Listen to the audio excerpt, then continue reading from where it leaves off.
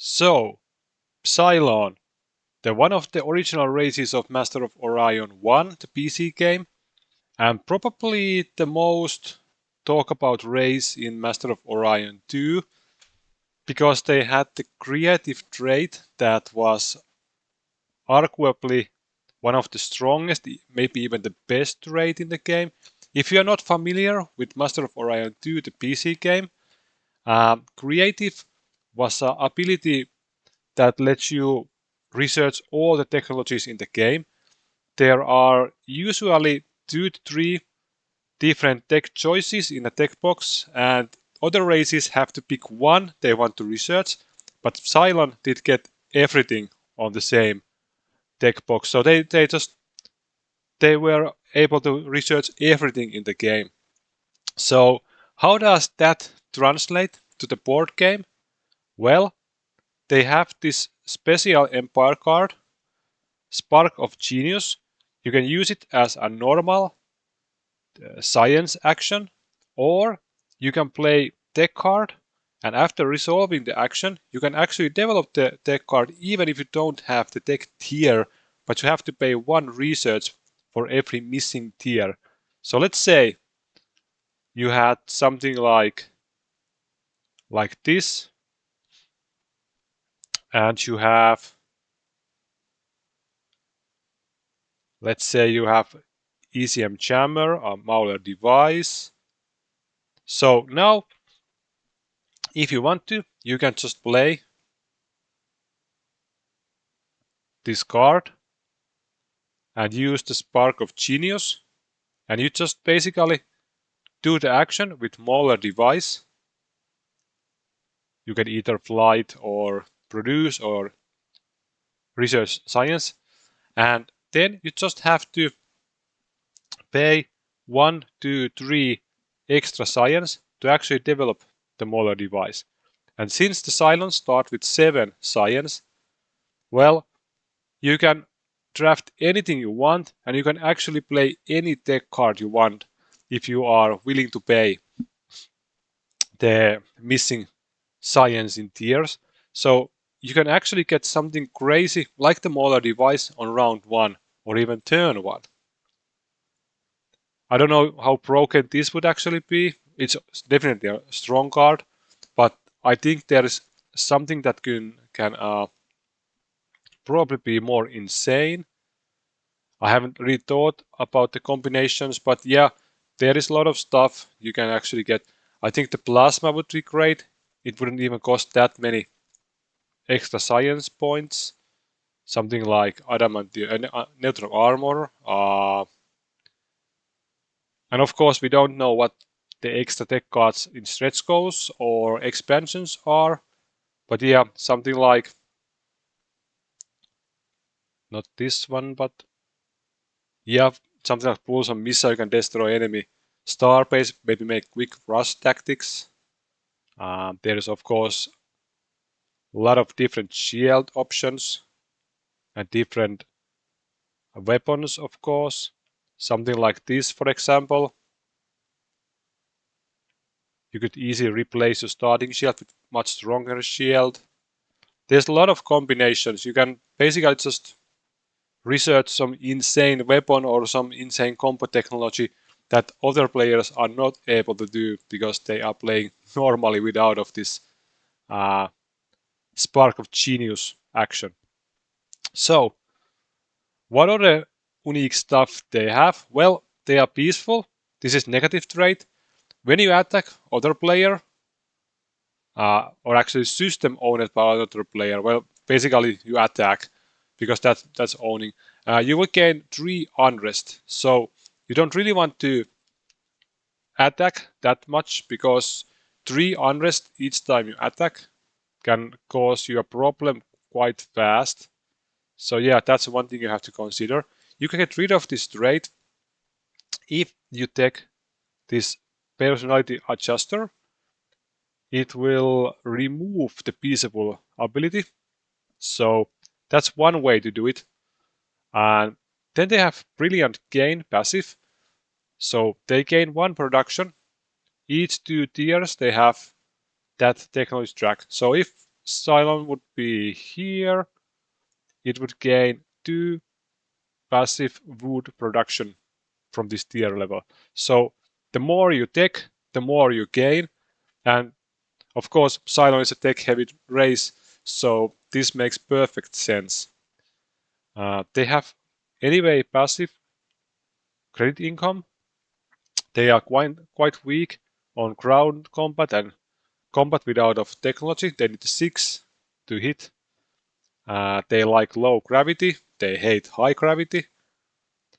And they also have basic stuff here like research laboratories, which they will start because they get 1 to the physics in start. So they have access to research laboratory, and they can quite easily get to the advanced database, which will increase the technology slots to full 10. And they also have automated factories available. And collect samples is kind of weird. It's an innovation action. You can steal one resource from a player you are kind of bombarding with your innovation action. So it kind of goes against the peaceful, but of course, if you just spend 3 actions to actually get this to the level 3, you get the personality, which will remove the peaceful, and then you can invade people and just take the resources with the collect sample action. Then they have reverse engineering. This is quite interesting, I think. So, what is reverse engineering? After combat, choose one enemy ship that would be placed into enemy's junkyard, place it on your junkyard. So basically, you are fighting against other player, and you, for example, kill one Titan. It would go to the player's board, and they would gain 3 production back from the Titan when they finish their round. But now it will go on your board and you will get the production back. So that's kinda insane. Super good, I think. They of course have both jump drives, and they have Symposium here on the government track. And that is free action. Choose another player and use all your influence tokens in their systems. For every used token, gain 1 research. This is quite nice also. You can kind of spam your influence to other player planets, and then you can just use them for a science. Quite nice action. So as you can see, Psilon is really science heavy. As for the ships, they have just basic frigate, nothing special.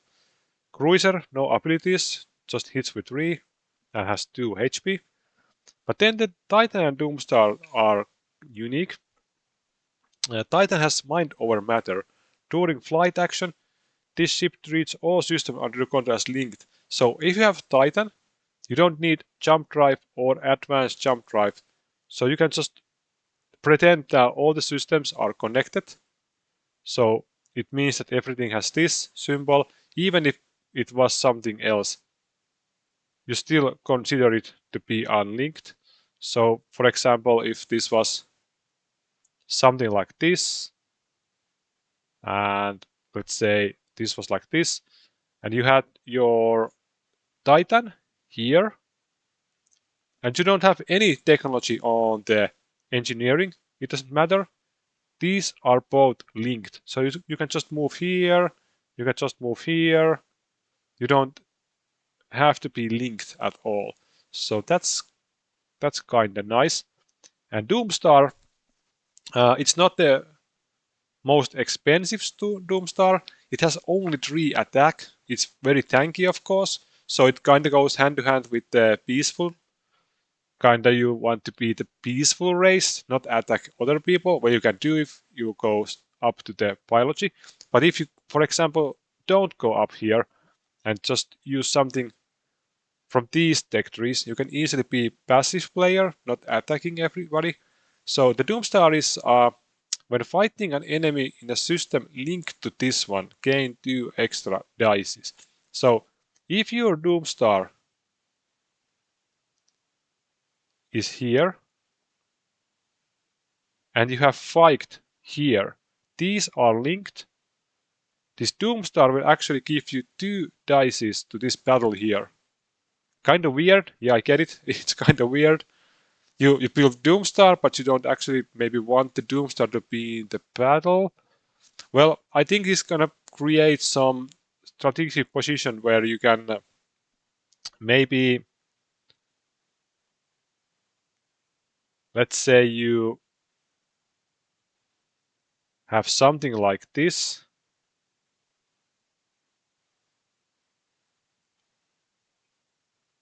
and you have the Titan also, for example, here. So now if you own this planet and this planet, you can easily defend all of these 3 with just your Doomstar here. And if anybody attacks here or here, this will actually give 2 dices to help the combat. And on top of that, you should have the best tech cards developed because you are Psilon and you have, again, the Spark of Genius action. So yeah, that's kind of the uniqueness of Psilon, but it is quite flexible race in my opinion. You can go up biology and just be aggressive. You can just go up physics and just spam technologies. You can go up the engineering and use the reverse engineering to gain production from enemies that are fighting you. Or you can go up the government track and just spam influence and use the symposium to gain science. And of course, if you play the government diplomacy stuff, you can just get the superior diplomats. You can use the diplomats with the tier 4 abilities, and people are willing to trade with you because you have the superior diplomats. So you can be a diplomat, you can be aggressive, you can be somewhere like between those 2. So there's a lot of options. And the home planet is, of course, Mentor. It has 2 food production, 3 science, and 1 production. So again, as you can see, production is kind of low.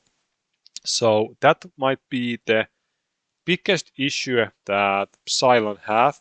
So the way I see it, you probably want to trade your diplomat with somebody who will give you a production or science if you want to boost that up. But without a production, you are not going to build a lot of ships early on.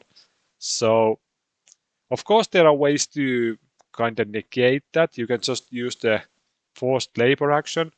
And if you have something like Holo Simulator, which will be a technology card that says with number 3 or more dice, you can reduce your unrest by 3. So, of course, something like that will easily negate the effect of forced labor. So yeah, there are a lot of options.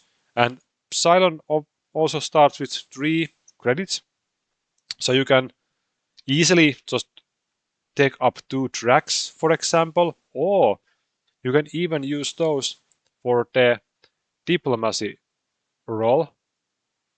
And you can just spam influence fast, maybe get some diplomats or spies, whatever you like. So